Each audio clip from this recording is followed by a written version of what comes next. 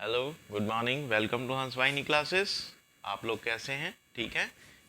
देखिए, आज का जो टॉपिक है वो है ज्वार भाटा। ज्वार भाटा।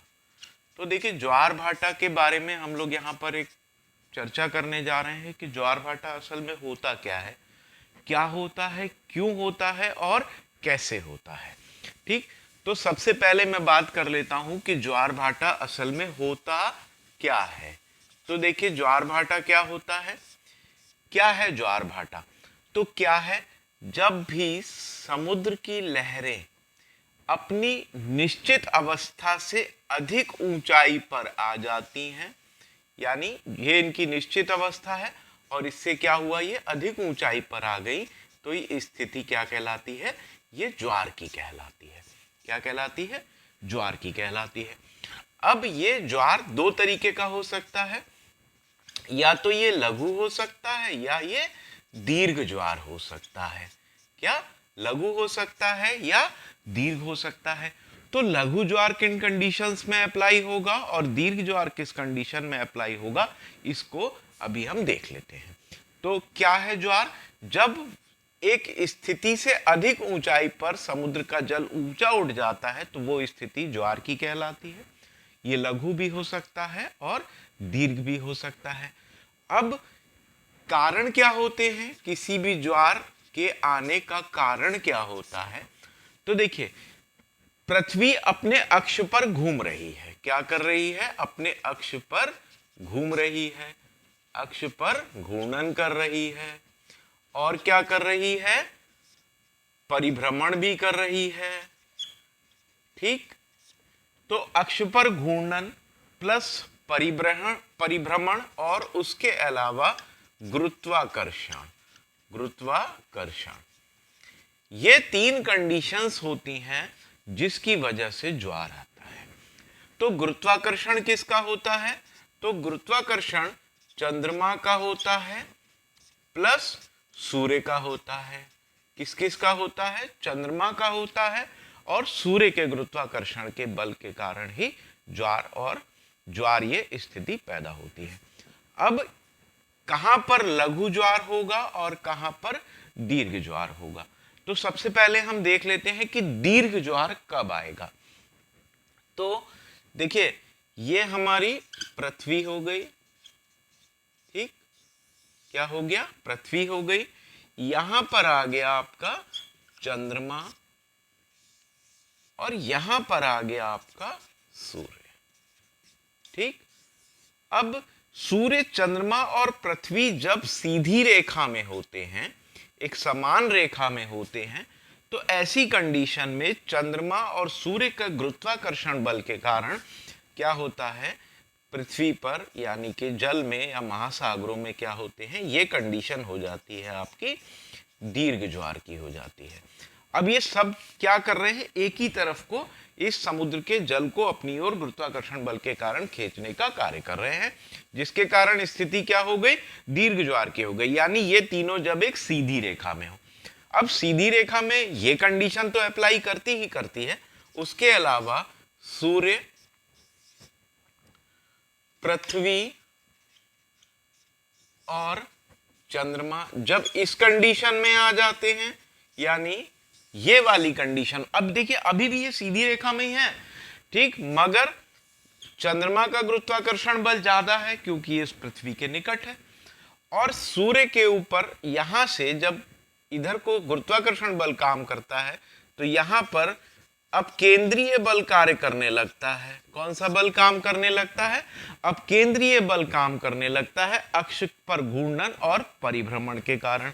तो इस कंडीशन में भी क्या होता है, यहां पर भी क्या स्थिति आती है, दीर्घ ज्वार की स्थिति आती है। तो सीधी सी बात यह है कि दीर्घ ज्वार कब आएगा, जब सूर्य, चंद्रमा, पृथ्वी या सूर्य, पृथ्वी और चंद्रमा एक सीधी रेखा में होते हैं, तो इस कंडीशन में क्या हो जाता है, दीर्घ ज्वार की स्थिति आ जाती है। अब दीर्घ ज्वार हो गया हमारा क्लियर। अब हम देख लेते हैं कि लघु ज्वार कब आता है। तो देखिए, लघु ज्वार कब आता है, अब हम बात कर रहे हैं लघु ज्वार की। तो ये हो गया हमारा चंद्रमा।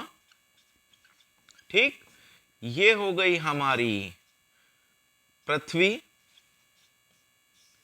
और ये हो गया सूर्य। यानी सूर्य, चंद्रमा और पृथ्वी जब समकोण की स्थिति में होते हैं तो क्या हो जाता है, ये लघु ज्वार की स्थिति बन जाती है। अब ये लघु ज्वार आएगा कब, तो ये लघु ज्वार या तो कृष्ण पक्ष, ठीक, या शुक्ल पक्ष, ठीक। कब कब आएगा, या तो कृष्ण पक्ष में आएगा या शुक्ल पक्ष में आएगा। और कृष्ण पक्ष में कब आएगा, तो कृष्ण पक्ष की सप्तमी या अष्टमी को होगा, और शुक्ल पक्ष की भी सप्तमी और अष्टमी को ये स्थिति बनती है। तो लघु ज्वार कब आता है, कृष्ण पक्ष की सप्तमी और अष्टमी को आता है, शुक्ल पक्ष की सप्तमी और अष्टमी के दिन आता है। अब दीर्घ ज्वार या कोई भी ज्वार, चाहे लघु हो चाहे दीर्घ हो, ठीक, ये दीर्घ ज्वार हो या लघु ज्वार हो, कोई भी ज्वार हो, ये प्रत्येक स्थान पर 24 घंटे में 2 बार आता है। कितनी बार आता है, प्रत्येक स्थान पर 2 बार आता है। कितनी बार आता है, 24 घंटे में 2 बार आता है। मगर क्योंकि ये पृथ्वी और चंद्रमा एक दूसरे के सापेक्ष यानी एक दूसरे के साथ गति कर रहे हैं, तो ये कंडीशन जो है 26 मिनट लेट हो जाती है, यानी 26 मिनट की देरी होती है। कितनी देरी होती है, 26 मिनट की देरी होती है। यानी यहां पर जब 2 बार ज्वार आएगा तो इन दोनों ज्वारों के बीच में जो डिफरेंस आएगा वो 12 घंटे और 26 मिनट का होगा।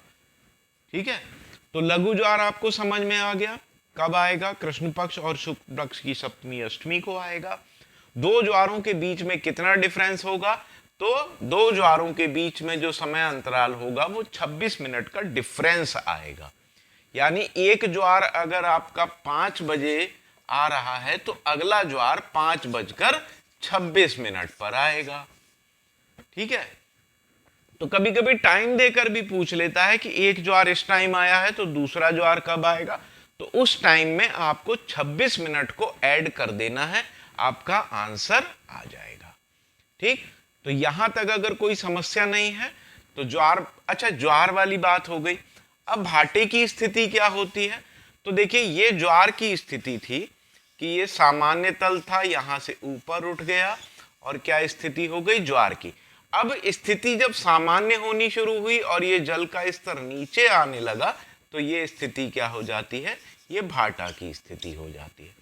यानी एक बार पानी का ऊपर उठ जाना गुरुत्वाकर्षण बल, घूर्णन और परिभ्रमण के कारण, और उसके बाद उसका सामान्य अवस्था में आ जाना भाटा कहलाता है।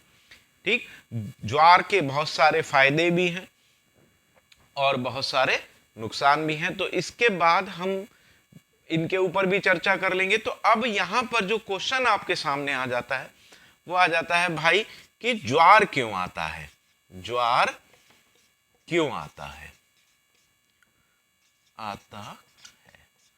तो अब ज्वार के आने के हमारे पास कौन कौन से कारण हैं, पृथ्वी का घूर्णन नंबर 1, बी पृथ्वी का परिभ्रमण, और तीसरा हो गया गुरुत्वाकर्षण। गुरुत्वाकर्षण किसका, सूर्य और चंद्रमा दोनों के गुरुत्वाकर्षण से भी आ सकता है। अगर चंद्रमा इस तरफ है तो इधर चंद्रमा के गुरुत्वाकर्षण के कारण, और इधर से जो अपकेंद्रीय बल कार्य कर रहा है उसके कारण ज्वार आ सकता है। तो ज्वार क्यों आता है, घूर्णन भी हो गया, परिभ्रमण भी हो गया, गुरुत्वाकर्षण भी हो गया, और उसके बाद हो गया सभी। तो इसका आंसर आपका हो जाएगा इन सभी के कारण हो सकता है। ठीक, लघु ज्वार कब आता है, तो लघु ज्वार के ये दोनों उत्तर आपके सामने हैं, कृष्ण पक्ष की सप्तमी और अष्टमी के दिन, शुक्ल पक्ष की सप्तमी और अष्टमी के दिन। कंडीशन क्या अप्लाई करती है, तो सूर्य पृथ्वी चंद्रमा जब समकोण की स्थिति में हो। दीर्घ ज्वार कब आएगा, जब ये एक ही तल पर या एक ही रेखा में होते हैं। तो ये कंडीशन आपकी हो गई ज्वार और भाटा की। ठीक है, आप लोग इसका एक स्क्रीनशॉट ले लीजिए, और कोई चीज अगर समझ में ना आई हो तो आप कमेंट बॉक्स में आते रहिए, और प्लीज चैनल को सब्सक्राइब भी करते रहिए, लाइक भी करते रहिए। वीडियो अच्छी लगे तो कमेंट करिए, ना अच्छी लगे तो कमेंट तब भी करिए, मगर कमेंट्स भी करते रहिए। ठीक है, स्क्रीनशॉट ले लीजिए।